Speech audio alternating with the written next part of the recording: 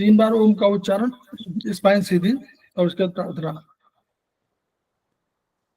ओम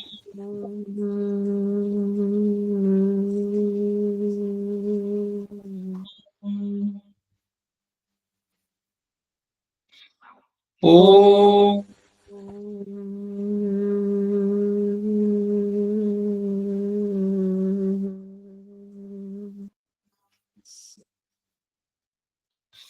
ओम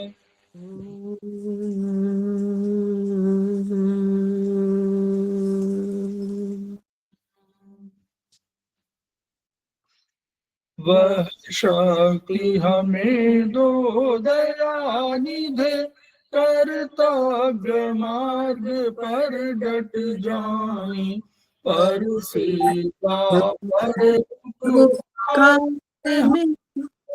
जीवन सफल बना जाए।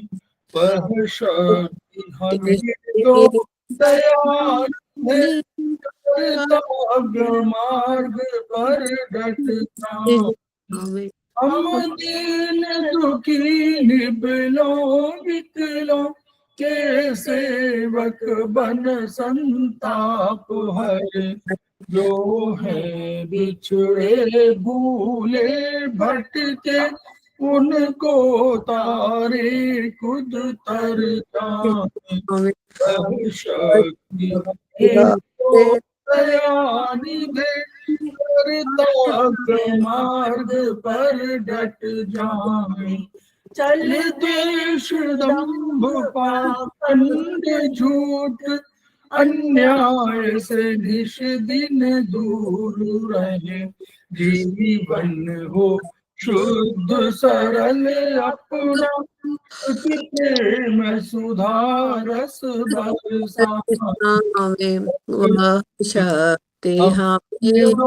दयानिधे, कर्तव्य मार्ग पर डट जाए। निज आन मान सब ध्यान रहे, अभिमान रहे, जिस देव भूमि में जन्म लिया, बलिदान उसी पर हो जाए। वह तो दयानिधे, कर्तव्य मार्ग पर डट जाए। हम जीवन सफल बना जाए।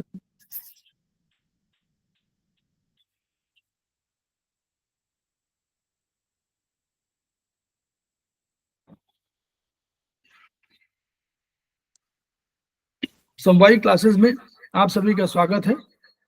हमारे बीच में श्रीमती वर्षा श्रीवास्तव, उपाध्यक्ष समवायी फाउंडेशन, उपस्थित है, उनका स्वागत है।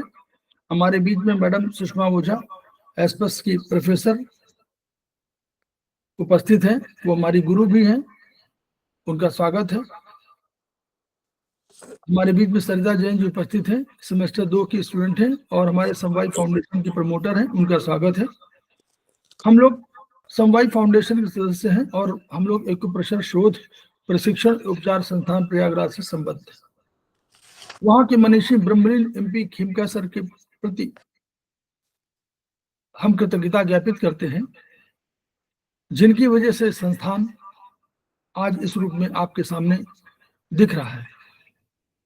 इसके अतिरिक्त एक्यूप्रेशर से हमारा परिचय कराने के लिए और एक्यूप्रेशर के प्रति उत्कंठा जगाने के लिए मैडम सुषमा ओझा हमारे प्रथम गुरु रही हैं। हम उनके प्रति भी कृतज्ञता ज्ञापित करते हैं, आभार प्रदर्शित करते हैं। संस्थान का एक मोटो है, each one reach one, each one treat one, each one teach one. उसी को आपके माध्यम से पूरे विश्व में फैलाने के लिए हम कृत संकल्प हैं और हमें विश्वास है कि ये विधा जो अपेक्षाकृत कम खर्चीली है, उसका लाभ केवल आपको नहीं मिलेगा बल्कि समस्त पीड़ित मानवता को मिलेगा। इन्हीं शब्दों के साथ हम आज की क्लास की शुरुआत कर रहे हैं। हम पुनः मैडम सुषमा ओझा का स्वागत करते हैं, अभिनंदन करते हैं और उनको आज के जो क्लास ट्रीटाइस 11 पर आगे की चर्चा के लिए आमंत्रित करते हैं। मैडम सुषमा ओझा, मैं शेयर कर रहा हूँ। धन्यवाद सर। हम लोग जान रहे थे अपने हार्ट को। पिछली बार क्या बताया था, हार्ट हमारे मुट्ठी के बराबर है, जितनी हमारी मुट्ठी उतना ही हमारे हार्ट का शेप है।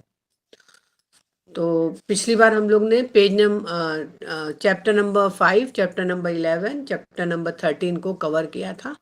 आज हम लोग कवर करेंगे चैप्टर नंबर 21, पेज नंबर 138। इसका टॉपिक है हार्ट अटैक, यानी दिल का दौरा पड़ना, या इसे हम मेडिकल टर्म में बात करें तो इसको कहते हैं मायोकार्डियल इन्फार्क्शन। अब ये हार्ट अटैक है क्या, पहले इसको तो हम जाने। हार्ट अटैक मतलब हार्ट काम करना बंद हो जाए।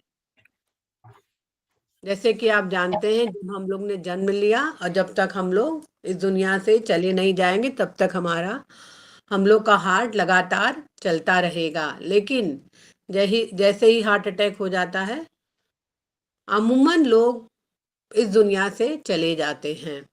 शायद ही बहुत सारे लकी लोग हैं जो इस दुनिया में रह जाते हैं, नहीं तो अमूमन लोग चले ही जाते हैं। तो हम ये जानने की कोशिश करेंगे कि हार्ट अटैक होता क्यों है, क्योंकि हार्ट तो ऐसा ऑर्गन है जो कि लगातार काम कर रहा है, जो हमारे सारे ऑर्गन को, सारे सेल को, सारे टिश्यू को, सारों को ये ब्लड प्रदान करता है। लेकिन हार्ट को खुद ही ब्लड नहीं मिलता है। हार्ट जो है बेचारा, खुद ही उसको ब्लड नहीं मिलता है, जो कि एक, आपने सुना होगा कोरोनरी आर्टरी। ये हार्ट में एक आर्टरी है, कोरोनरी आर्टरी, उसका काम है हार्ट को ब्लड प्रदान करना। लेकिन यही कोरोनरी आर्टरी हार्ट को ही ब्लड प्रदान नहीं कर पाती है, जिसके कारण क्या होता है, धीरे धीरे वो जो है वहाँ पे कठिन यानी कड़ापन आ जाता है। और जब कड़ापन आ जाता है, ब्लॉकेज होने लगता है आर्टरीज में, तो क्या हो रहा है कि जो खाना है, ब्लड क्या है, हमारे शरीर का एक सर्कुलेशन, अगर ब्लड की सर्कुलेशन ठीक से ना हो हमारे शरीर में तो बहुत प्रॉब्लम हो जाएगा। तो सारे शरीर में तो अच्छे से ब्लड सर्कुलेट हो रहा है, लेकिन हार्ट को ही ब्लड नहीं मिल रहा है। तो धीरे धीरे क्या कर रहा है, ये हार्ट फेलियर की तरफ जा रहा है। और ये कैसे पता चलेगा, जब हम लोग ईसीजी कराने जाते हैं तो अगर एबनॉर्मल हार्ट रिदम आ रहा है तो इसका कारण है कि आगे चल के कार्डियक अरेस्ट हो सकता है। और अगर ब्लॉकेज है तो यहाँ पे लिखा है कि अगर 90% ब्लॉकेज है और ये ऑपरेट नहीं हुआ विदिन 3 आवर्स, तो मृत्यु निश्चित है। तो क्या होता है कि जो हार्ट अटैक में होता है क्या, कि कुछ जो है हार्ट मसल्स, यानी कुछ पोर्शन जो होता है हार्ट मसल्स का, वो डेड हो जाता है। तो जैसे हम फिर सेमेस्टर 1 की तरफ चलेंगे, हार्ट का जो ऑर्गन क्लॉक, और आपने पढ़ा होगा, तो ऑर्गन क्लॉक के हिसाब से सुबह 11 से 1 बजे तक हार्ट में मैक्सिमम एनर्जी रहती है। लेकिन यही रात में 11 बजे से 1 बजे तक हार्ट में मिनिमम एनर्जी रहती है। तो अगर यही समय अगर आपको छाती में जलन, गले में जलन, या कुछ ऐसा महसूस हो रहा है, चेस्ट में भारीपन महसूस हो रहा है, तो इसको आप लोग कतई ये मत समझिए ये गैस प्रॉब्लम है, बिल्कुल नहीं। क्योंकि मैंने जैसे आपको बताया, रात में 11 बजे से 1 बजे ये हार्ट में मिनिमम एनर्जी है। तो आप जानते हैं जब कोई चीज़ कमज़ोर होती है तभी वहाँ पे अटैक होने लगता है। जैसे कोई देश कमज़ोर हो रहा है तो कोई मजबूत देश उस पर अटैक कर देता है। उसी तरह रात में 11 बजे से 1 बजे तक अगर कोई प्रॉब्लम हमारे शरीर में आ रहा है, या हमारे कोई घर में सदस्य उनको आ रहा है, तो आपका सीधा ध्यान जाना चाहिए हार्ट पे, कि हार्ट में ही कुछ ऐसी चीज़ हो रही है और ये मायोकार्डियल इन्फार्क्शन या हार्ट अटैक की तरफ जा रहा है। तो आपको पहला काम यही करना है कि H9 को, जो आपका ओरिजिनल H9 है, यहाँ पे है ना छोटी उंगली में अंदर की तरफ H9, वहां पे तुरंत आपको एक क्लिप लगा देना है, जो कपड़े सुखाने वाली क्लिप है वहां लगा दे, क्योंकि इतना तेज हम लोग दबाव नहीं दे सकते हैं। आप क्लिप लगा दीजिए, वो जो बंदा चिल्लाएगा अरे बहुत दर्द कर रहा है, बहुत, उसको चिल्लाने दीजिए, आप तुरंत क्लिप लगाइए। तो यहाँ पे कुछ सिम्टम्स दिए हुए हैं। क्या सिम्टम्स दिए हैं?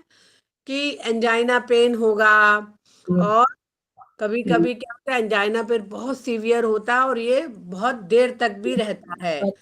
कभी कभी क्या होगा, बहुत सारी छींकें भी आएंगी, और अगर छाती के बीचों बीच दर्द भी महसूस होगा। और कभी कभी बोलते हैं कि अ, इस तरह अगर कोई प्रॉब्लम हो तो झूठी झूठी खांसी करते रहना चाहिए, ऐसे ऐसे करते रहना चाहिए, जिससे जो हार्ट अटैक की प्रॉब्लम आ रही वो समाप्त हो जाए और हार्ट लगातार चलते रहे। तीसरा क्या कारण बताया है कि जो पेन है वो नेक तक जाएगा, आपके जॉ तक जाएगा, शोल्डर तक जाएगा, पीठ तक जाएगा। इसका मतलब ये हार्ट अटैक का ही सिम्टम्स हैं। और क्या क्या सिम्टम्स आएंगे? बहुत पसीना आएगा, बहुत चक्कर आएगा, वीकनेस लगेगा, सांस लेने में दिक्कत होगी। तो यहाँ पे लिखा है कि अगर चेस्ट पेन 20 मिनट से ज्यादा हो जाए, मतलब रिलीफ नहीं मिल रहा है, तो एक दवा है जिसको सॉर्बिट्रेट बोलते हैं, वो दे देना चाहिए। तो ज्यादा करके अमूमन अगर हार्ट के पेशेंट होते तो उनके पास ये दवा रहती है। नहीं तो हमें लगता है कि हम लोग को ये दवा जरूर अपने घर में रखना चाहिए। तुरंत जो है उसको एस्पिरिन दे देना चाहिए। कितने एमजी का? 325 एमजी का एस्पिरिन दे दीजिए। एस्पिरिन क्या करेगा, जो ब्लड क्लॉट होने के चांसेस है उसको धीरे धीरे कम कर देगा, क्योंकि जैसे ही ब्लड थिन होने लगेगा तो क्या करेगा, ब्लड में जो, अरे जो हार्ट में ब्लड है वो अपना मूव करना शुरू कर देगा। तो जैसे मैंने आपको बताया था ना कि रात में 11 से 1 बजे आपको क्या लगेगा कि गैस बन रहा है। नहीं, गैस बिल्कुल नहीं बन रहा है, ये वास्तव में हार्ट अटैक ही है। तो कभी भी अगर हार्ट अटैक होना होगा तो शुरू, मतलब उसके पहले ही बहुत ज्यादा वीकनेस लगेगा, मतलब इतना वीकनेस लगेगा कि अगले को क्या लगेगा कि अरे अभी तो मैं बेहोश हो जाऊंगा। तो कभी कभी यहाँ पे लिखा है कि हार्ट अटैक सिम्टम के साथ भी आता है, और कभी कभी हार्ट अटैक विदाउट सिम्टम भी आता है, जिसको मेडिकल टर्म से बोलते हैं साइलेंट हार्ट अटैक। तो इसको आपको ध्यान देना होगा। और जो महिलाएं हैं अबाउ 65 इयर्स ऑफ एज की, उनका क्या होता है, हार्ट अटैक में क्या क्या रीजन दिखते हैं? Heartburn, nausea, sudden lightheadedness, मतलब कि सर एकदम हल्का जैसा महसूस हो रहा है, बहुत ज्यादा पसीना आ रहा है। और यहाँ पे लिखा है कि मोस्टली जो अटैक आते हैं वो मोस्टली सुबह 5 बजे और 9 बजे के बीच में आता है। हमें तो लगता है कि रात में 11 बजे के बाद अगर ऐसी प्रॉब्लम आ रही है तो आपको पूरा ध्यान देना चाहिए हार्ट पे। अभी हमारे एक ट्रस्टी थे, पता नहीं सर आपको पता है कि नहीं, अशोक देवड़ा जी थे। अशोक देवड़ा जी थे, उनके बेटे की कल डेथ हो गई। ओह। हाँ, I think he was just 45। तो हो सकता है ये हाँ, कार्डियक हो। जी हाँ, देवड़ा जी थे, आप तो मिले होंगे देवड़ा जी जी से। जी जी। उन्हीं का कल डेथ हो गया, उनके बेटे का कल। ओह। हाँ, तो थोड़ा तो जो ये, पुराने वाले पुराने उसमें संस्थान के उसमें। हाँ, WEC में वो डाला गया है जो है। जी। तो क्या लिखा है कि जैसे कि हार्ट अटैक ज्यादा करके, अगर हम नदर्न रीजन में रह रहे हैं तो ये ज्यादा करके विंटर सीजन में ज्यादा दिखता है हार्ट अटैक। क्योंकि आपको पता है विंटर सीजन में नदर्न रीजन में बहुत ज्यादा ठंड पड़ती है, और क्या होता है, हमारी आर्टरीज, वेन सब सिकुड़ी हुई होती है, उसके कारण हार्ट अटैक के चांसेस ज्यादा हैं। तो आपके पास तो इतनी अच्छी डिवाइन थेरेपी है, होलिस्टिक थेरेपी है, आप तुरंत उस चीज को आप कवर कर सकते हैं। अब कुछ डायग्नोस्टिक टेस्ट दिया है, जैसे ही अगर कुछ प्रॉब्लम हो तो पहले बीपी देखना है, हार्ट रेट देखना है, और स्टेथोस्कोप से आपको हार्ट और लंग्स की पोजीशन देखना है, कैसे ये काम कर रहा है। अगर आप हार्ट के डॉक्टर के पास जाते हैं, कार्डियोलॉजिस्ट के पास, तुरंत वो ECG करवाता है। तो अगर वेव जो होता है ना, ECG का जो वेव है वो अगर स्ट्रॉन्ग एक कहते हैं ना जिगजैग वे में दिख रहा है, तब तो आपका ईसीजी ठीक है। लेकिन अगर ईसीजी पैटर्न में जो है बहुत ज़्यादा जिगजैग वे नहीं दे रहा, जैसे कहीं जिगजैग है, कहीं बहुत ज़्यादा लकीर है, फिर जिगजैग है, फिर लकीर है, तो इसका मतलब ये आगे चल के हार्ट की प्रॉब्लम हो सकती है। इसमें क्या होगा कि अगर ईसीजी में एबनॉर्मल रिदम आएगा, हार्ट ब्लॉकेज भी इसमें दिखता है, तो फिर आगे भी ये लोग जो कार्डियोलॉजिस्ट होते हैं वो ट्रेडमिल वाला टेस्ट, टीएमटी टेस्ट बोलते हैं इसको, ट्रेडमिल टेस्ट बोलते हैं, इस पे पेशेंट को दौड़ाते हैं और फिर क्या करते हैं, हार्ट का इको, जैसे अल्ट्रासाउंड होता है ना, वैसे हार्ट का इको करवाते हैं, इको डॉपलर करवाते हैं, जिससे पता चलता है हार्ट की एग्जैक्ट पोजीशन की हार्ट कहीं ब्लॉक तो नहीं है, कहीं उसको ब्लड हार्ट को मिल रहा है कि नहीं मिल रहा है, किसके कारण, कोरोनरी आर्टरी के थ्रू हार्ट को ब्लड मिल रहा है कि नहीं मिल रहा है। तो ये तो सारे डायग्नोस्टिक टेस्ट हो गए। अब कुछ एंजाइम टेस्ट भी यहाँ पे होता है, जिसमें ये देखा जाता है जो हार्ट मसल्स जो डेड हो गए हैं, जैसे आपको पता होना चाहिए हमारा हार्ट मसल से बना हुआ है, उसमें कोई आपको बोन नहीं है, कोई उसमें हड्डी नहीं, सिर्फ मसल का एक स्ट्रक्चर है हार्ट। तो कहते हैं शरीर में 2 प्रकार के हार्मोन जो होते हैं वो ब्लड में लाया जाता है, एक ट्रोपोनिन और एक क्रेटिनाइन किनेसेब एमबी। तो अगर हार्ट अटैक के अगर 4 घंटे बाद इस टेस्ट को अगर किया जाए, तो इस पे पता चलता है जो ट्रोपोनिन टेस्ट है वो विद इन नॉर्मल रेंज है या बढ़ा हुआ है, और जो क्रेटिनाइन जो टेस्ट है किनासे एमबी को पता चलता है ये 12 से 24 घंटे के बाद, यानी अगर ट्रोपोनिन टेस्ट कराना है तो 4 घंटे बाद हार्ट अटैक के, और अगर क्रेटिनाइन टेस्ट कराना है तो 12 घंटे से 24 घंटे। इसमें होता क्या है, जो हार्ट के जो मसल्स होते हैं वो यही 2 एंजाइम्स के कारण है, जो 2 एंजाइम्स का जो मैंने नाम लिया, ट्रोपोनिन और कैटेनिन किनासेबे एमबी। इसमें क्या होता है, ये जो डैमेज जो हो रहा है, more the damage of the heart muscles more will be the quantity of the above, यानी अगर हार्ट मसल ज्यादा डैमेज हुए हैं तो ये दोनों जो और हार्मोन है इनका लेवल बढ़ा हुआ मिलेगा। ठीक है। और फिर इकोकार्डियोग्राम में क्या पता चल रहा है कि हार्ट जो पंप करता है ब्लड को वो सही है कि नहीं है, लेकिन जब हार्ट अटैक हो रहा है तब कहाँ से हार्ट ब्लड को पंप करेगा। तो इकोकार्डियोग्राम में क्या देखते हैं कि जो वॉल होता है हार्ट का वो सही से ब्लड को पंप कर रहा है कि नहीं पंप कर रहा है, और कितना इसने माल फंक्शनिंग का क्या मतलब है, कितना इसमें हार्ट आपका वर्क कर रहा है। हार्ट के जो वाल्स हैं, वाल्स आपने नाम सुना है ना, tricuspid valve, yes bicuspid ma'am. Valve, तो वो ठीक से काम कर रहा है कि नहीं कर रहा, क्योंकि वाल्व कैसा है, दरवाजा खुला ब्लड गया फिर दरवाजा को बंद हो जाना चाहिए। बाइकस्पिड वॉल्व में सिर्फ 2 दरवाजे और ट्राइकस्पिड वॉल्व में 3 वो हैं, दरवाजे नहीं, छोटे छोटे एक तो हुक जैसे लगे हुए हैं। और अगर डॉक्टर्स लोग अगर चाहते हैं तो चेस्ट एक्सरे भी कराते हैं हार्ट का एनलार्जमेंट देखने के लिए। तो अगर कोई पेशेंट है हार्ट का तो उसको आईसीयू में रखा जाता है, रोगी को कहते हैं बेड रेस्ट करिए, रोगी का बीपी मॉनिटरिंग होता है, ताकि जो रिदम है हार्ट रेट का जो रिदम है वो फिर से ना बिगड़ जाए। इवन रोगी को ऑक्सीजन दिया जाता है जिससे जो हार्ट मसल्स हैं उसको ज़्यादा पोषण मिले।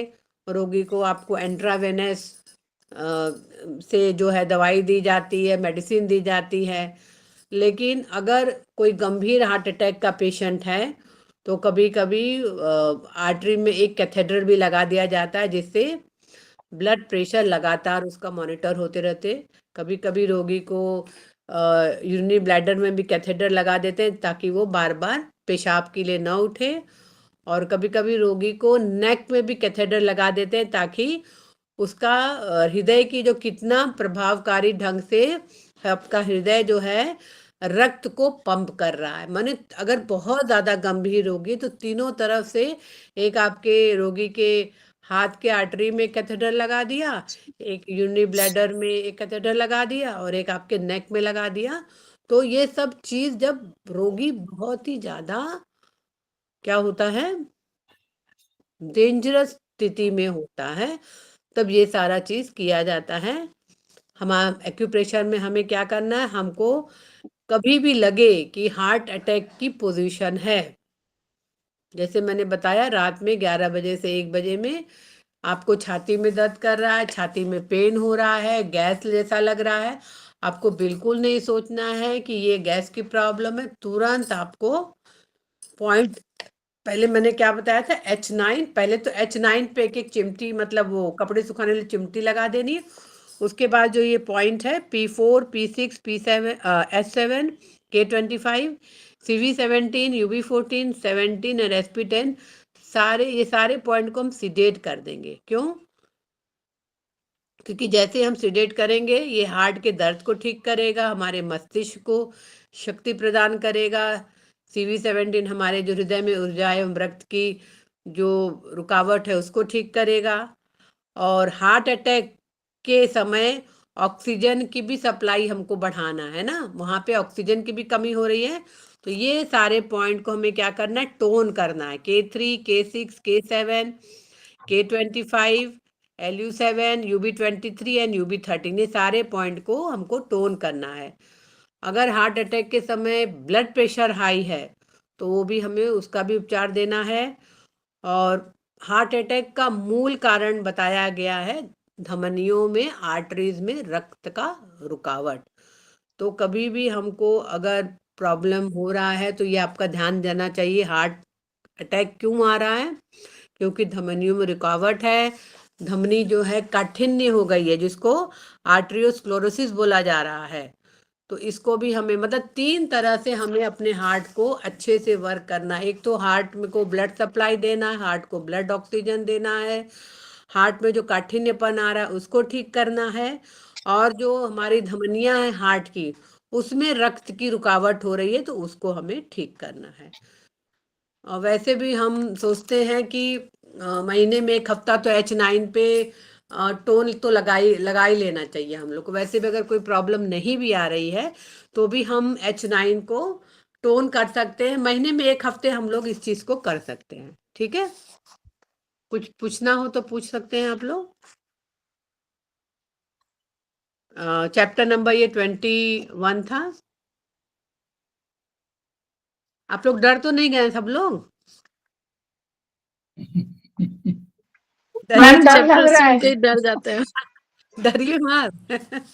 डरिए नहीं, आप लोग इतना डिवाइन थेरेपी में है तो आप लोग क्यों डर रहे हैं? हैं? मैम इतने तो डर, H9 को यदि पिन वो कर दें मैम उसको, नहीं वैसे तो नहीं करना सही है, रहेगा। वैसे नहीं करना है। जब हार्ट अटैक की हो तब करना है उसको, ऐसे मत करिए। ठीक है नहीं मैम समझ में नहीं आया मैम, उसको एक्यूपंक्चर नहीं करना है। ना, ना एक्यूपंक्चर नहीं करना है। बस एक कपड़े सुखाने वाला जो चिमटी होता है ना, वही लगा दीजिए ना H9 पे, जब वो प्रॉब्लम आए तो। अगर कोई प्रॉब्लम नहीं है तो आप महीने में 1 हफ्ता H9 को टोन करके रखिए 7-8 घंटे के लिए रोज, तो आपका जो हार्ट है रिजुनवेट हो जाएगा। तो ठीक है, मैम YNM पे करना है कि डायरेक्ट H9 पे करना है? H9 पे, वाइनम पे क्यों जाएंगी आप, H9 पे करिए आप। Okay ma'am. हर चीज वाइनम पे मत ले जाइए, H9 को करिए। ओके मैम ठीक है मैम, H9 पे व्हाइट मैग्नेट लगा देंगे है ना? मैग्नेट टोन करना है हमको H9 को। Okay ma'am, thank you ma'am. और कोई क्वेश्चन किसी का? तो हम लोग अब चलेंगे page number ma'am 172। H9 tone करेंगे मैम, उससे VP भी सॉल्व होगा क्या, VP की हाँ, प्रॉब्लम भी? हाँ बिल्कुल बिल्कुल आराम मिलेगा, बिल्कुल आराम ओके मिलेगा, मैम। करके देखिए। अब हम लोग चैप्टर नंबर 33 पे चल रहे हैं, पेज नंबर 172, जिसका नाम है पेज मेकर सिंड्रोम या सिक साइनस सिंड्रोम या एडम स्ट्रोक सिंड्रोम। इसमें होता क्या है, जैसे आपको पता होना चाहिए, हमारे हार्ट में एक नेचुरल पेसमेकर लगा है ना, जिसको साइनो आर्टरियल नोड या ऐसे नोड भी कहते हैं। Yes ma'am. लेकिन वो क्या करता है, ये क्या करता है, ऐसे नोड क्या काम करता है? किसी को पता है ऐसे नोड क्या काम करता है? मैम पंप करने में काम करता है मैम, हार्ट को पंपिंग। पंपिंग का काम करता है ऐसे नोड। ये हमारे हार्ट का जो रिदम है ना, जो हार्ट बीट है, उसको ये ऐसे नोड, अगर किसी व्यक्ति का बहुत ज्यादा पल्स गिर रहा हो, बहुत ज्यादा पल्स क्या होना चाहिए ओरिजिनल, कितना होना चाहिए पल्स? नॉर्मल मैम पल्स 72 हाँ 72 मैम 72। 72। लेकिन अगर वो नीचे गिरता जाए, नीचे गिरता जाए, तो इसका मतलब हार्ट ठीक से, हार्ट का ऐसे नोड ठीक से काम नहीं कर रहा है। तो उसको एक नाम दिया है ब्रेडिकार्डिया, यानी रिदम हार्ट का वो ठीक से काम नहीं कर रहा है, तो उसको दिया गया नाम ब्रेडिकार्डिया। और हार्ट बहुत ज्यादा काम कर रहा है, यानी उसका जो हार्ट रेट है बहुत ज्यादा हो रहा है, 72 होना चाहिए, 74 होना चाहिए, तो 90 टू 100 तक पहुंच जा रहा है। कभी आप इस बात को नोट किए, अगर किसी का हार्ट रेट बहुत ज्यादा 100 तक पहुंच जाए, तो व्यक्ति को आप पूछेंगे तो बोलेगा हाँ मुझे बहुत ज्यादा घबराहट लग रही है, मुझे बेचैनी लग रही है, एंग्जाइटी लग रही है। इसका मतलब उसका ऐसे नोड बहुत ज्यादा काम कर रहा है हार्ट का। तो उसको बीमारी क्या बताया है? टैकीकार्डिया। अगर दोनों हो रहा है, कभी कम हो जा रहा है, कभी ज्यादा हो रहा है, तो उसको बोल दिया ब्रेडी टैकीकार्डिया सिंड्रोम। दोनों हो गया, मतलब कभी हार्ट रेट मतलब रिदम जो है कम हो रहा है, कभी रिदम ज्यादा हो जा रहा है, तो इसका एक नाम दे दिया ब्रेडी टैकीकार्डिया सिंड्रोम। अब इसके सिम्टम्स क्या दिख रहे हैं?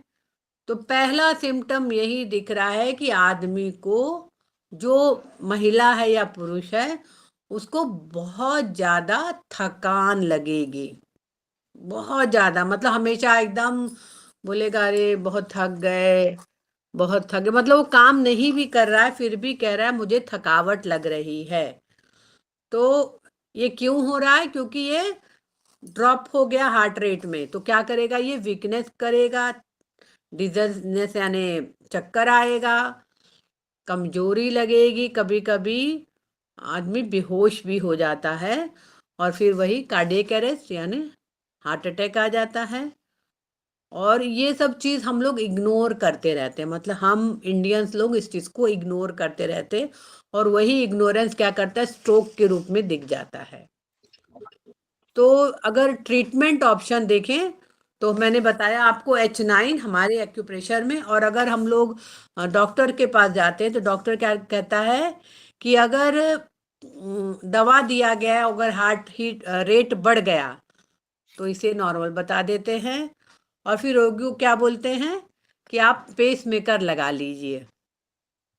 पेस मेकर आपका हार्ट का जो ओरिजिनल, जो भगवान से मिला हुआ था पेस मेकर, वो सही से काम नहीं कर रहा है, तो इसको आप पेस मेकर लगा लीजिए। पेस मेकर होता क्या है? एक छोटा सा बॉक्स होता है जिसमें इम्पल्स जनरेटर के रूप में होता है, जो इलेक्ट्रिक सिग्नल देता है थ्रू ए वायर, जो हमारे जो हार्ट का वेन है वहां तक जाता है। तो वहां पे जो पेस मेकर क्या करते हैं? इम्प्लांट कर देते हैं near the collar bone, collar bone के पास पेस मेकर लगा देते हैं, और ये क्या करता है? इलेक्ट्रिक सिग्नल हमारे हार्ट को लगातार चैम्बर्स को देता रहता है। तो ये किस पे चलता है? बैटरी पे चलता है, और लगभग ये 7 से 12 साल तक ये पेसमेकर चलता रहता है।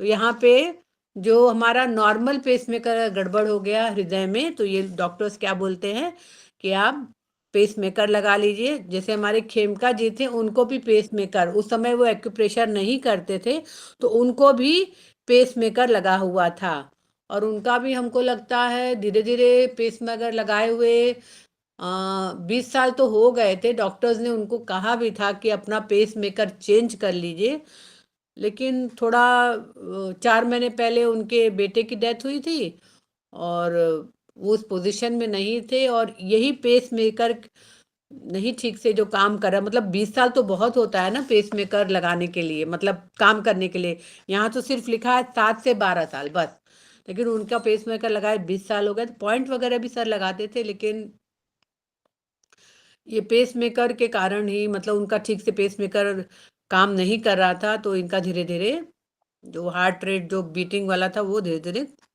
कम होके खत्म हो गया। तो इसी को क्या बोला गया है कि अगर पेस मेकर कब हृदय में, जैसे मैंने बनाया ना, रक्त की कमी हो गई है, अथवा जो साइनस जो है हमारे, क्या बोलते हैं, ऐसे नोड होते हैं, तो अगर कमी हो गई तो क्या होगा, ब्रेडिकार्डिया हो जाएगा। अगर गंभीर केस हो गया तो एडम स्ट्रोक सिंड्रोम हो जाएगा, और कभी कभी रोगी को जो है डॉक्टर पेसमेकर लगा देते हैं। आप जानते हैं पेसमेकर बहुत महंगा होता है, सब लोग उसको नहीं लगवा सकते हैं, लेकिन अगर हम टीसीएम पढ़ रहे हैं तो हमें पता होना चाहिए कि ये पेसमेकर पॉइंट के रूप में हम कैसे लगाएंगे। अब देखिए कुछ यहाँ पे सिक साइनस सिंड्रोम का प्रकार बताए हैं, जैसे कि हार्ट की डेफिशिएंसी के कारण, हार्ट यांग डेफिशिएंसी के कारण, हार्ट एंड ब्लड डेफिशिएंसी के कारण ये सिक साइनस सिंड्रोम होता है। तो अगर हम पहली बात करें हार्ट की डेफिशिएंसी के कारण, इसमें क्या होता है, हृदय में ही एनर्जी की कमी हो जाती है। तो ये किस रूप में दिखेगा, हम जब भी अपना नब्ज देखेंगे या नापेंगे तो वो नब्ज रुक रुक के या धीमी धीमी मिलेगी। ब्रेडिकार्डिया यानी जो हमारा पल्स रेट है वो कम मिलेगा। वो मरीज से पूछेंगे तो कहेंगे हाँ मुझे सांस लेने में तकलीफ हो रहा है, थकान लग रही है, कमजोरी लग रही है। वो बात नहीं करना चाहेगा। धड़कन बोलेगा हाँ बढ़ा हुआ लगता है, बहुत ज़्यादा पसीना आ रहा है। अगर उसका जीभ देखेंगे तो उसकी जीभ जो है थोड़ी सूजी हुई मिलेगी, मांसल, और उस पर एक सफेद परत दिखता है। तो अगर सारे सिम्टम्स दिख रहे हैं, इवन वो बोलेगा कि कोई लग रहा है मेरे छाती में चाकू घोंप दिया है। और कभी कभी किसी का जीभ बहुत ज्यादा वाइट देखे, कभी कभी किसी का जीभ बहुत ज्यादा रेडिश भी दिखता है। तो यहाँ पे हमें क्या करना है, हमको हार्ट की एनर्जी को टोन करना है। क्यों टोन करना है, क्योंकि हमको उस हार्ट को चलाना है, हमको ब्लड सर्कुलेशन पूरे शरीर में पहुंचाना है, हृदय में भी रक्त का संचरण करना है। तो हमको हार्ट की एनर्जी को टोन करना है। तो हम लोग को UB15, CV6, GV4, H7, CV17 और ST36 को हमें टोन करना है, और सिर्फ एक पॉइंट को सिडेट करना है, SP10 को। ये है आपका हार्ट की डेफिशिएंसी के पॉइंट। अभी एक जगह हम पढ़ रहे थे, वहां पे बता रहे थे कि अगर बार बार आपको नाक में फुंसी हो रहा है, बार बार आपको नाक के टिप पे फुंसी हो रहा है, ये कहीं लिखा नहीं है, मैं एक वीडियो देख रही थी, उसमें एक आयुर्वेदिक डॉक्टर बता रही थी कि अगर बार बार आपको नाक पे फुंसी हो रहा है तो इसका मतलब है आपका हार्ट कहीं ना कहीं बीमारी की ओर जा रहा है। तो तुरंत आपको सचेत हो जाना चाहिए, तुरंत। नाक में मतलब बताते हैं ना कि जो हमारा चेहरे के हर ऑर्गन पे रिलेटेड है, चेहरा पे अगर आपके गाल बहुत फूले हुए हैं तो इसका मतलब आपका लंग्स बीमार है, गाल पिचके हुए हैं तो भी आपका लंग्स बीमार है। इस जगह पे अगर आपको बार बार फोड़ी फुंसी हो रहा है, इसका मतलब आपका बोलते हैं कि किडनी में प्रॉब्लम आ रहा है। आंख के नीचे अगर सूजन टाइप आ रहा है तो किडनी में प्रॉब्लम शुरुआत हो गई। ये मत समझ लीजिए कि आपका किडनी चला गया, हार्ट चला, ऐसे नहीं, कोई घबराने वाली बात नहीं है। मतलब ये सारे क्या दिखा रहे हैं, एक तरह का सिग्नल दे रहा है कि ऐसा भी हो रहा है आपका। तो ये सब चीज को हमें देखना पड़ेगा, ठीक है। तो ये आपके हार्ट की डेफिशिएंसी के पॉइंट थे। अब हार्ट यांग डेफिशिएंसी, तो इसमें क्या होगा, आपको हार्ट की डेफिशिएंसी तो रही है, बाद में क्या होगा, स्लो ब्लड सर्कुलेशन, यानी पूरे शरीर में आपका ब्लड सर्कुलेट नहीं हो रहा है। तो सिम्टम्स क्या क्या दिखेंगे, धड़कन बढ़ना, छिचली सांस, ठंड अच्छी नहीं लग रही है, चक्कर आ रहा है, अगर हाथ पैर छुएंगे तो ठंडा ठंडा एकदम बर्फ की तरह हाथ पैर लग रहा है, हो सकता है बेहोश होके वो व्यक्ति गिर भी जाए। यूरिन बहुत साफ हो रहा है, तो यूरिन साफ होना, यूरिन हमेशा हल्का सा गोल्डन कलर का होना चाहिए, यूरिन मटमैला होना चाहिए, यूरिन एकदम वाइट नहीं होना चाहिए। अगर उसका नब्ज देखेंगे तो डीप और स्लो पल्स, यानी बहुत धीमा पल्स मिलेगा। और अगर जीभ निकाल के देखेंगे तो उसकी जीभ एकदम सूखी, जैसे जैसे कि सूखी है, उस पे एक वाइट थिन कोट दिखेगा जीभ पर। तो यहाँ पे हमें टोन करना है ये हार्ट यांग को। तो ये सारे पॉइंट को आपको टोन करना, मोक्सा तो हम लोग करते नहीं, तो आपको टोन करना है GV4, CV4, CV6, UB15, UB23 और टोन करना है, और CV9 और ST40 को सिडेट करना है, 2 पॉइंट को सिडेट करना है। अब थर्ड कैटेगरी क्या बताया है, heart in and blood deficiency. तो ये किसको होता है, पुरानी बीमारी, बहुत वर्षों से कोई इंसान बीमार है और उसके हार्ट को ब्लड नरिश नहीं कर पा रहा है, यानी जो रक्त जो है हृदय को पोषण नहीं दे पा रहा है। तो इसमें क्या लक्षण दिखेंगे, अगेन सीवियर पेल्पिटेशन, नींद नहीं आ रहेगी, बहुत ज़्यादा ड्रीम्स आएंगे अगर नींद आएगी तो, गला सूखा, मुंह सूखा, अगर जीभ देखेंगे तो लाल जीभ रहेगी। वो मरीज बताएगा कि उसको रात में बहुत पसीना आता है, और अगर उसका नब्ज नापेंगे तो एकदम महीन और धीमी नब्ज मिलेगी। कभी आप अगर नब्ज लागे, कभी पल्स जो है स्लो दिखेगा, कभी पल्स ज़्यादा फास्ट दिखेगा। तो यहाँ पे हमको क्या करना है, हार्ट के इन को टोन करना है, ब्लड को, हार्ट के ब्लड को नरिश करना है, और जो भी ऑब्स्ट्रक्शन आ रहे हैं हार्ट में और पेरिकार्डियम में उसको निकालना है। तो आपका ट्रीटमेंट प्रोटोकॉल है K3, UB15, 23, SP6, SP10, you have to tone all the points, and P8 और liver 2-3 को सिडेट करना है। एक स्पेशल नोट सर ने बताया है कि इन 6 साइनस सिंड्रोम में ECG जो है वो क्या दिखाएगा, क्रॉनिक कोरोनरी इनसफिशिएंसी दिखा रहा है, साइनस बाइकार्डिया दिखा रहा है, और राइट बंडल ब्लॉकेज भी दिखा रहा है। तो अगर हम सॉर्बिड नाइट्रेट एक तरह का दवा है और एक पेसेटाइन लेंगे तो इससे क्या होगा, सिम्टम्स में तो रिलीफ मिल जाएगा, लेकिन उसके बाद उसको टेकिकार्डिया हो जाएगा। तो इसमें सर ने सुझाव दिया है कि कभी भी रोगी को ओवर ईटिंग नहीं करना है, रोगी को बहुत ज़्यादा थकान वाला काम नहीं करना है, बहुत ज़्यादा इमोशनली या एक्साइटेड नहीं होना है, या कोई ऐसी सूचना है उसको तुरंत सुनाना नहीं है। तो अगर रोग पुराना है तो ये ट्रीटमेंट प्रोटोकॉल सर ने बताया है, UB15, GV4, GV46, ST36 and CV17 को टोन करना है, और SP10 को सिडेट करना है। अगर हम पेसमेकर बात करें तो H6A राइट साइड जो है ये हमारा पेसमेकर पॉइंट है। तो ये हमको दाहिने हाथ में एक स्टार मैग्नेट लगाना है, इसको टोन सिडेट नहीं करना है, स्टार मैग्नेट लगा देना है। तो ये काम करेगा आपका पेसमेकर का। राइट दाहिने हाथ में स्टार मैग्नेट लगाना है, और ये सारा जो पॉइंट है पेसमेकर, मतलब पेसमेकर अगर गड़बड़ है तो ये सारा पॉइंट है H6, 6A, 7, 7A, H5, LY5 and P6। Star magnet लगाइए और तंदुरुस्त होइए।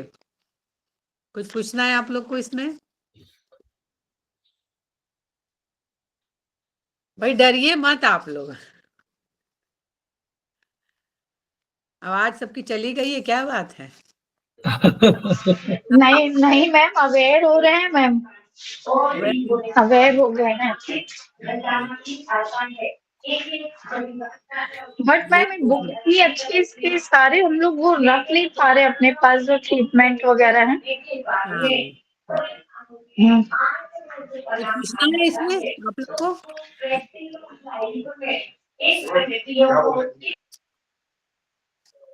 नहीं? चलिए अब चैप्टर नंबर 43 पे आइए। Chapter number 43, page number 215। Page number 215।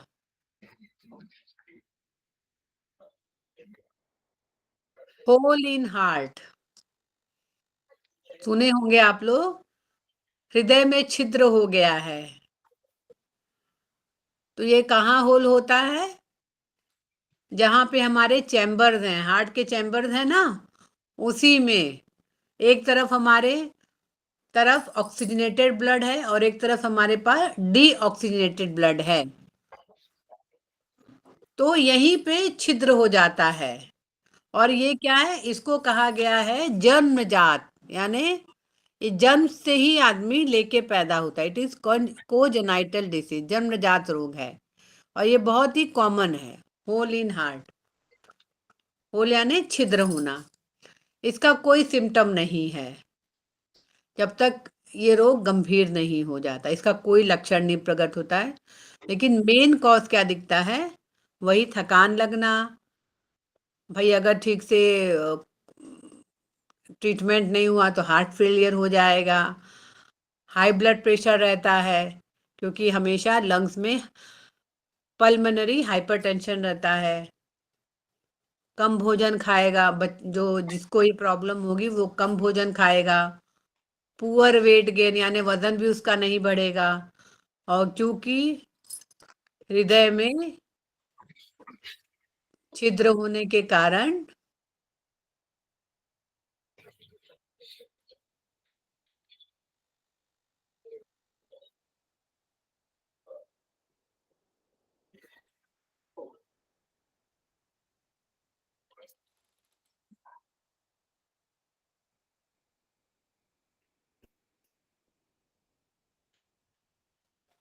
Ma'am आपका माइक ऑफ है। अब आ रही है आवाज? Yes ma'am. एक्चुअली फोन आ जाता है ना, तो इसीलिए माइक ऑफ हो जाता है। तो इसमें ट्रीटमेंट क्या दिया है कि ऐसे तो ये अपने से ही ठीक हो जाता है, लेकिन अगर किसी बच्चे को होल है हार्ट में तो 2 से 3 साल की उम्र में उसका ऑपरेशन करके वहां पे एक पैच लगा देते हैं। जैसे कपड़ा नहीं फट जाता है तो आदमी सिलाई कर देता है, उसी तरह उस होल को ढक देते हैं। लेकिन हमारे यहाँ एक्यूप्रेशर में ये सारा पॉइंट जो है ईएवी का, according to doctor wall, H8C, H8B, H8, H8E, H6, CI7A, CI8D, CI8, CI7, दोनों तरफ सिर्फ मेथी लगाना है। कितनी देर तक? खाली 6 घंटे तक। तो इससे क्या होगा कि धीरे धीरे ये एक पैच वर्क की तरह काम करेगा, ये हमारा पॉइंट, और हो सकता है ऑपरेशन न कराना पड़े। अच्छा, अगर ये होल है हार्ट में तो बच्चे को हार्ट की डेफिशिएंसी भी हो सकती है, हार्ड यांग की डेफिशिएंसी भी हो सकती है। अगर बच्चे का हम हाथ छुए तो गर्म होगा, और कभी कभी हाथ ठंडे भी होते हैं। तो अगर हाथ गर्म है तो इसका मतलब हार्ट की डेफिशिएंसी है, और अगर हाथ ठंड है यानी उसका हाथ एकदम ठंडा है बर्फ की तरह, तो इसका मतलब हार्ट यांग डेफिशिएंसी है। तो हार्ट की डेफिशिएंसी के point P6, H5, CV6, CV17 और UB15, और हार्ट यांग डेफिशिएंसी, ये सारे पॉइंट टोन होंगे। और हार्ट यांग डेफिशिएंसी के point P6, H5, 7, 9, CV6, CV7, UB15 and GB14, ये भी आपको टोन करना है। कभी कभी बच्चों में पल्मोनरी हाइपरटेंशन भी दिखता है, तो इसमें भी ये सारे point P6, SP6, ST36 tone होंगे, और बाकी जो नीचे के पॉइंट्स हैं वो सारे सीडेट होंगे। CV22, CV17, K7, CV9, LU7, UB13 और ST40, ये सारे पॉइंट्स डिजिट होंगे। सर ने बहुत अच्छा एक कविता लिखा हुआ है, ये चीनी जो कविता का इन्होंने मिंग काल की चीनी कविता का अनुवाद किया है। सत्य वचन सुंदर नहीं, सुंदर वचन न सत्य, भद्र कुतर करते नहीं, कुतर करके करे सो न भद्र। फिर बुद्धिमान ज्ञानी नहीं, ज्ञानी नहीं बुद्धिमान, साधु संचय करते नहीं, देना उनका काम। जो जितना ज्यादा देत है वो उतना ज्यादा लेत है, सेवा दे और आघात भी दे, वो मार्ग जगत का लेत है ना। सेवा दे पर आघात न दे, वो मार्ग स्वर्ग का लेत है।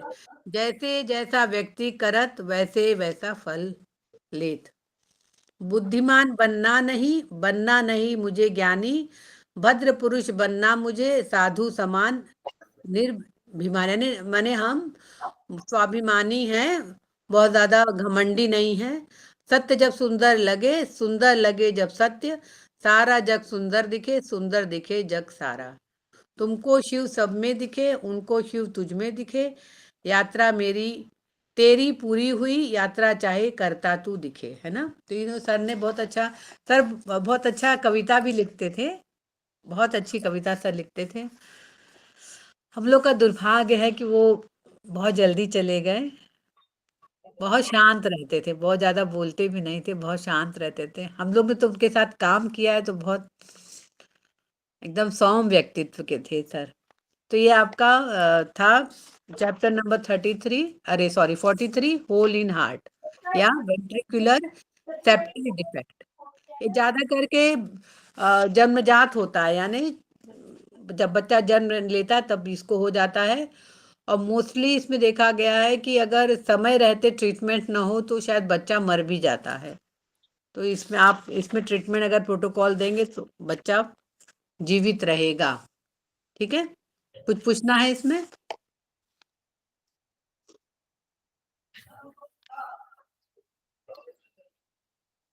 नीतू जी, ये लोग आप लोग पूछिए कुछ भाई। प्रतिमा है और ये बबली लोग सिंह। ये लोग यहाँ तक अभी आए ही नहीं है। ये सेमेस्टर 5 का केस है मैम, तो क्या करें हम नहीं लोग। ठीक है सेमेस्टर 5, लेकिन अगर आप लोग को जिज्ञासा हो तो पूछ सकते हैं आप हाँ, लोग। अगर आप लोग को जिज्ञासा कुछ हो तो आप लोग पूछ सकते हैं। बस 44 हो जाएगा, फिर मैडम जी वाला जल्दी पूरा हो जाएगा, क्योंकि 44 के बाद जो है इसके 3-4 छोटे चैप्टर हैं, हाँ तो वो रह जाएंगे। 44 के बाद केवल 3-4 चैप्टर छोटे छोटे हैं, तो अगली बार वो हो जाएंगे। हाँ, अगर कल हो जाएगा। हाँ अभी, हाँ नहीं, कल अगर होगा तो आगे 12 में कर देंगे हम लोग। हाँ हाँ हाँ 12 में कर देंगे, अगर कोई बात होगी तो। हाँ हाँ हालांकि अनीता मैम है नहीं, अनीता मैम का ही कोर्स है ये। हम्म। कहाँ गई अनीता मैडम? आप लोग ये कॉन्फ्रेंस नहीं कर रहे हैं क्या कोई लोग भी सर? मैम हाँ मैम पूछ ये रहे थे लोग वो इसी जो कॉन्फ्रेंस में। नोज के ऊपर जो बोल रहे थे जो हो जाता है फुंसी, तो थोड़ी। उसके लिए हाँ वही हाँ हार्ट ही जिम्मेदार है क्या? तो उसके लिए क्या पॉइंट लगाएंगे? हाँ हार्ट की डेफिशिएंसी के पॉइंट लगाइए। अच्छा, हार्ट डिफिशियंसी। हार्ट में एनर्जी कम है ना। हाँ, हार्ट में एनर्जी कम है, ठीक तो हार्ट की डेफिशिएंसी के पहला तो हार्ट की डेफिशिएंसी के ही आंख बंद करके पॉइंट लगाना है हम लोग को। ठीक है। और H9 करना ही है हमें, H9 है वो ना। बियोल पे ही ना? हाँ ब्योल पे, हाँ ब्योल पे, हाँ वो टेस्ट भी तो बताए हुए हैं, तो टेस्ट भी तो करा लीजिए। हाँ टेस्ट भी करा लीजिए अपने। हाँ मैम ठीक है जैसे मैम, किसी थैंक को यू मैम। मीठा बिल्कुल पसंद नहीं है, मीठा नहीं खा पाते, तो वो भी एक बीमारी है क्या? बीमारी तो नहीं है, अब हमारे घर में हमारे ही कोई लोग मीठा नहीं खाते हो, हम क्या करें? अब हमको मीठा पसंद है तो हमको डायबिटीज हो गया है। हमारे घर में हमको मीठा पसंद है तो हमको डायबिटीज हो गया, हम खा ही नहीं पाते हैं। और बाकी सब लोग ठीक है तो सबको मीठा ही नहीं पसंद है। ऐसा जरूरी नहीं है कि जो मीठा नहीं खा रहे हैं तो उसको कोई प्रॉब्लम, ऐसा कोई जरूरी नहीं है, कोई जरूरी नहीं है इसमें। देखिए सब सब टेस्ट खाना चाहिए, मीठा खट्टा नमकीन सब कुछ खाना चाहिए, लेकिन भाई जो चीज जिसको अच्छा लगेगा वही खाएगा। हम आज की डेट में करेला नहीं खा पाते। अगर कोई कह दे आपको करेला खाने के लिए तो भागने लगेंगे हम कि भैया आप कुछ भी खिला दो, करेला नहीं खाएंगे। तो और बहुत लोग करेला बड़े चाव से खाते हैं, अरे बहुत अच्छा लगता है करेले की सब्जी। मेरा भाई वो करेला, उसका बस चले तो 24 घंटा करेले की सब्जी बनवा के खाए। मेरा भाई जो है उसको करेला बहुत अच्छा लगता है। तो टेस्ट पे मत जाइए कि टेस्ट ये है तो ये नहीं, को टेस्ट से कोई मतलब नहीं है आपका। टेस्ट के साथ सिम्टम भी आने चाहिए ना, हाँ सिम्टम भी आना सिम्टम भी चाहिए। तो कुछ आए। आप देखिए, अगर मान ली मिठाई पसंद नहीं है तो आप भी देखिए क्या स्क्रीन स्टमक की कोई प्रॉब्लम है। हम्म यहाँ देखिए बस, वो ये वाला जो चाइनीज वाला कंसेप्ट है उसमें केवल ये देखना है कि क्या इस तरह का कोई सिम्टम और भी आ रहा है, अदरवाइज हम्म केवल एक सिम्टम पे नहीं। हाँ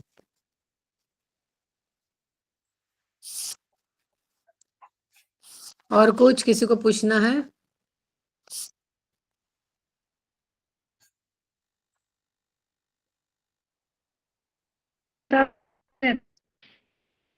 हाँ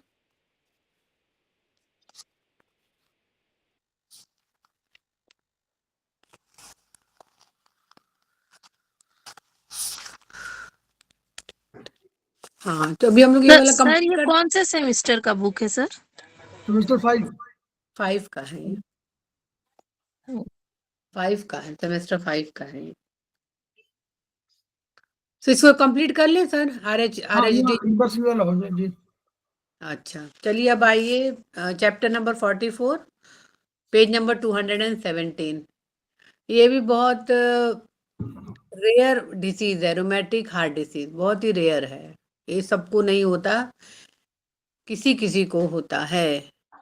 और इसमें ये बताया गया है कि 5 से लेके 15 साल के बच्चों को अगर बार बार अपर रेस्पिरेटरी ट्रैक्ट में इन्फेक्शन आ रहा है, मतलब अपर लंग्स के ऊपर वाला एरिया में अगर बार बार इन्फेक्शन आ रहा है तो रूमेटिक फीवर में वो तब्दील हो जाता है। और इसमें जॉइंट्स के अलावा tendons, heart walls, heart muscles सब इसमें ग्रसित हो जाते हैं। और रूमेटिक हार्ट डिसीज की पेशेंट अर्चना दुबे मैडम भी थी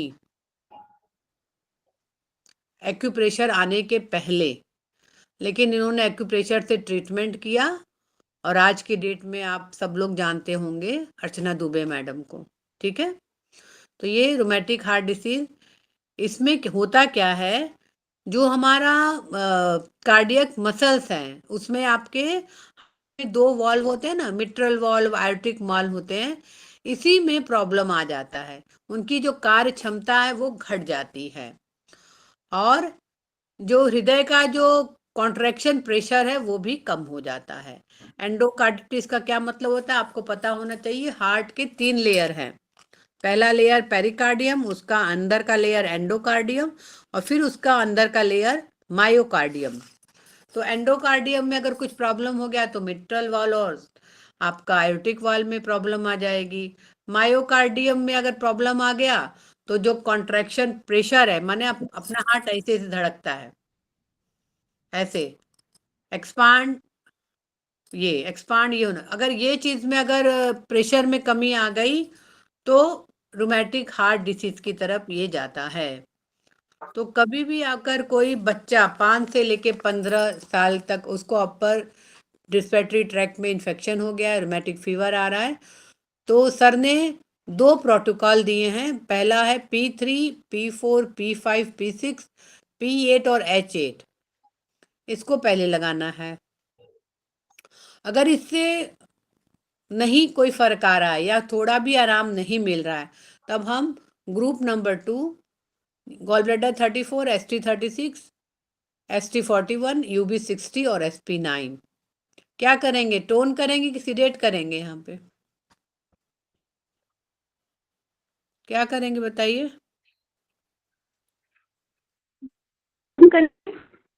हाँ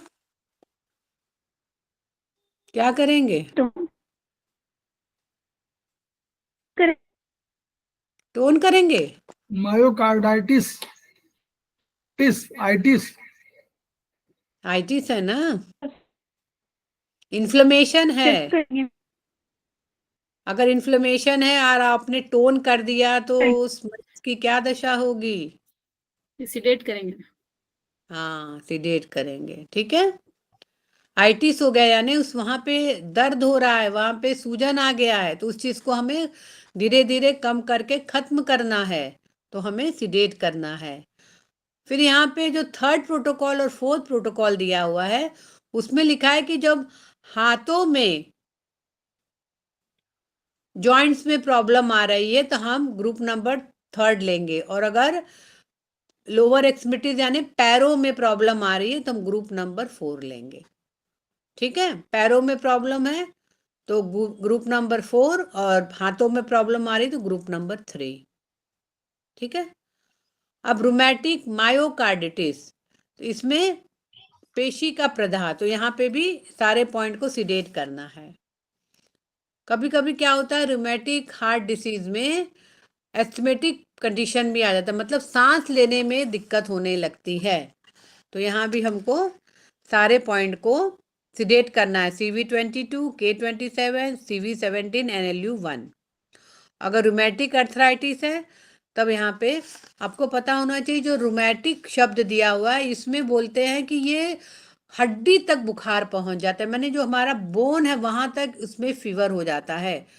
तो अगर रूमेटिक अर्थराइटिस है तो GV1, GV26, LI7 और LI10 इसको भी हम सिडेट करेंगे।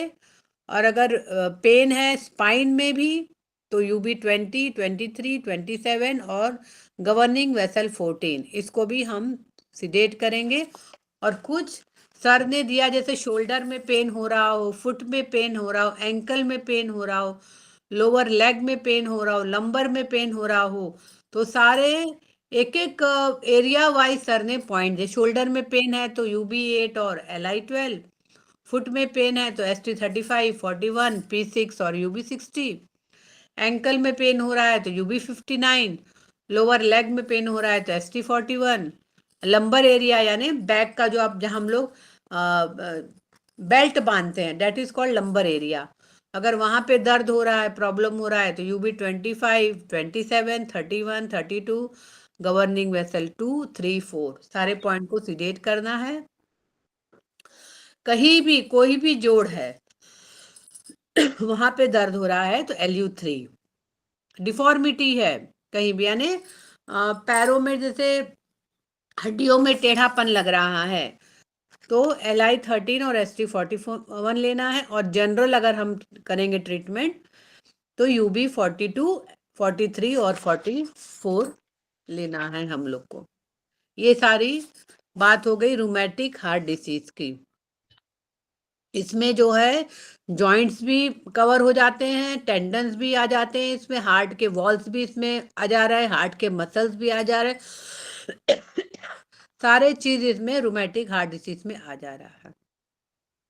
इसमें मिट्रल वॉल भी आ जा रहा है, एरोटिक वॉल भी इसमें आ जा रहा है। तो ये रूमेटिक हार्ट डिसीज भी एक बोला जाए तो डेंजरस ही है, ये भी एक तरह का, और ये ज़्यादा करके 5 साल से 15 वर्ष के बच्चों में अगर किसी को अपर रेस्पिरेटरी ट्रैक्ट में इन्फेक्शन आ गया तो रूमेटिक फीवर में ये तब्दील हो जाता है। जल्दी बुखार नहीं उतरता है इसमें, रूमेटिक हार्ट डिसीज में बुखार लगातार बना हुआ रहता है। तो और पूछना है? अब आप लोग का 4 चैप्टर बचा हुआ है, उसको हम लोग कल पूरा कर देंगे। 46, 50, 50 हाँ 4 चैप्टर और बचा हुआ है इसमें ट्रेटाइज 11 में। कुछ पूछना है आप लोग को? मैम थोड़ा एज से हटके पूछूं मैं एक? हाँ हाँ पूछिए। मैम कल मेरी ना भाभी मंदिर से लौट रही थी तो एक बाइक वाले ने उनको ना बहुत तेज पीछे से धक्का दिया, तो उनका हैंडल उनके कमर में लगा और जो सामने का चक्का है वो थाइज में लगा। तो मैम उनको बहुत ज्यादा बैक पेन है और थाइज में है, तो मैंने उनको मिडिल फिंगर के फैलेंजेस पे वो स्टार क्लस्टर लगा दिए मैम। और क्या दे सकते हैं उनको मैम? बैक में बहुत पेन है, नेक से लेके पूरी पीठ में बहुत ज्यादा पेन है मैम उनको। पीठ में हाँ मैम, पैर में कहीं स्वेलिंग आ गई है। स्वेलिंग आ गई है। बताइए सर। कोई फ्रैक्चर तो नहीं हुआ ना मैडम?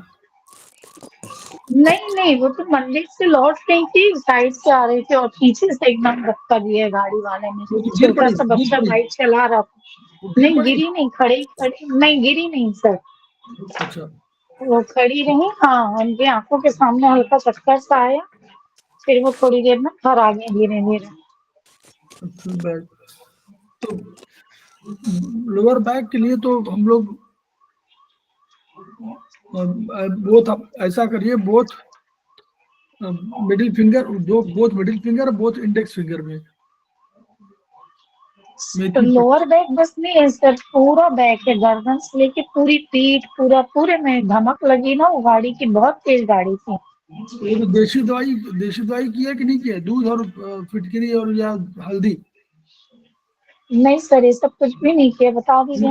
ये तो होता है हमेशा, जब भी आपको कोई धमक कहीं लगे, जरक लगे, तो जो इंटरनल वाला है उसके लिए हम लोग मेथी, वो क्या कहते हैं, हल्दी और दूध, इसका सेवन कराते हैं, सो दैट कि हाँ, अंदर जी ये दे रहे हैं सर, दूध हल्दी तो दे रहे हैं रात में। हाँ, ठीक है। तो वो पहले दीजिए, क्योंकि इंटरनल अगर कोई किसी तरह की वो नहीं, तो ये इंटरनल वाली हो गई।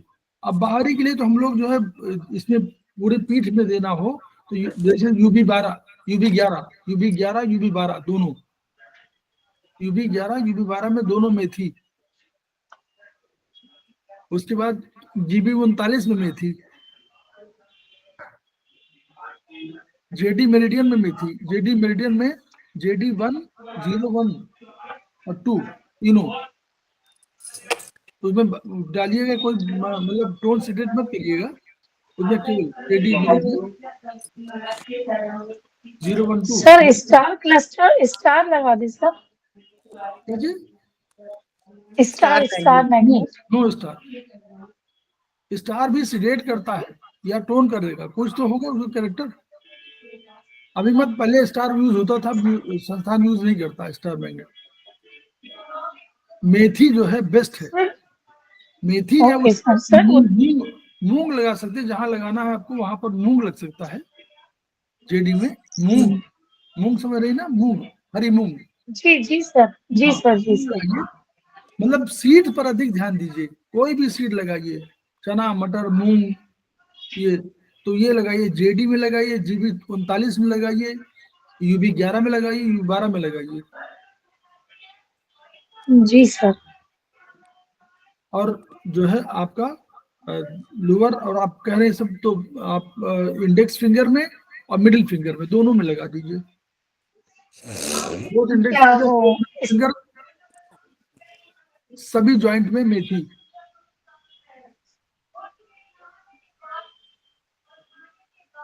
तीनों जॉइंट पे। ठीक है। Okay sir, thank you sir. तो हम लोग इस मैडम ने देखिए कितना बढ़िया डिटेल में सब बताया है, और जो किताब में लिखा हुआ है उसके अलावा भी कुछ एक्स्ट्रा जो पॉइंट्स आपको बता दिए कि कैसे आपको ट्रीटमेंट करना है। दूसरा हार्ट चैप्टर है, डरना नहीं है, डरिए नहीं, उसको प्रिकॉशन हमारे पास, हम लोग प्रिकॉशन ले सकते हैं, हम लोग ट्रीटमेंट ले सकते हैं। तो हम लोग इस वीडियो को प्रचारित करें और आपस में इंटरेक्ट करें। सेमेस्टर 5 का जरूर है, लेकिन हम लोग परिचित है कि हम लोगों ने सेकंड सेमेस्टर में पढ़ा हुआ है, तो इसकी डिजीज के संबंध में ये चाइनीज कॉन्सेप्ट है, तो ट्रीटमेंट हम लोग कर सकते हैं और विधा को बढ़ाएंगे। हम लोग मानेंगे कि हमारी विधा सबके लिए सुलभ हो जाएगी और हमको भी ज्ञान प्राप्त होगा, उनको भी ज्ञान प्राप्त होगा। और हमारे मोटो है, each one reach one, each one treat one, each one teach one, ये सार्थक सिद्ध होगा। इन्हीं शब्दों के साथ हम लोग ये अभी वीडियो बंद करते हैं और फिर अभी 5 मिनट के बाद दोबारा धन्यवाद। 5 मिनट। Thank you ma'am. प्रणाम मैम। प्रणाम सर। नमस्ते प्रणाम मैम। नमस्ते thank you ma'am. Thank you.